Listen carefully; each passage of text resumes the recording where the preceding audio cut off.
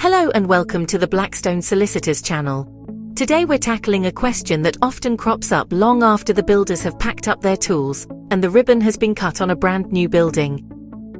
Who is responsible for latent defects in construction? It's one of those topics that may sound a little technical, but it's hugely important because these hidden problems can surface years later, causing enormous disruption and cost.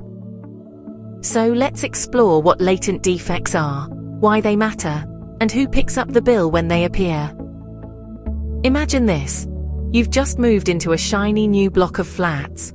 The paint is fresh, the floors gleam, and everything seems perfect. But 2 years down the line, damp patches creep across the walls, cracks open up in the ceiling, and the windows don't quite keep out the rain. None of these problems were visible at the start. They were lurking beneath the surface. These are latent defects.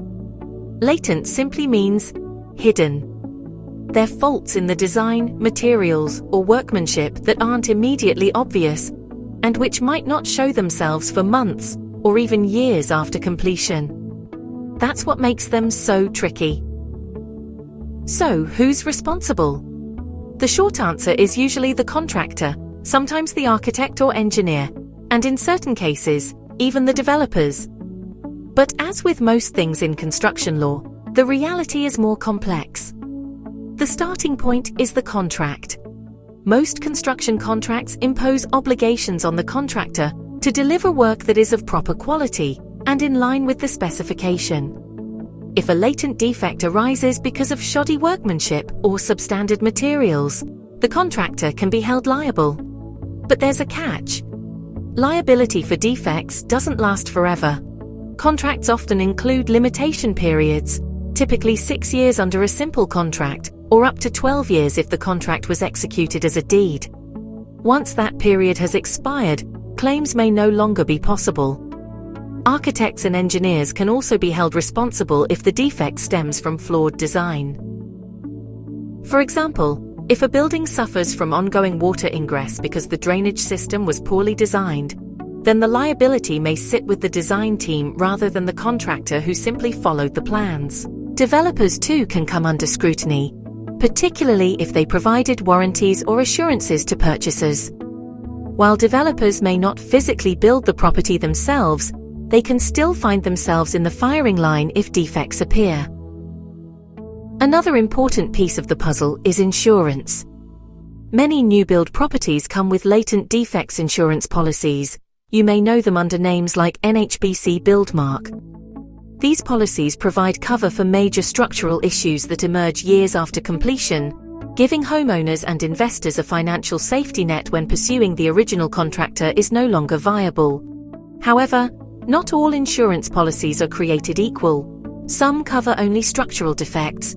Others extend to issues with mechanical and electrical systems. And of course, insurance doesn't always cover the stress and inconvenience caused when a supposedly new building turns out to be riddled with hidden problems.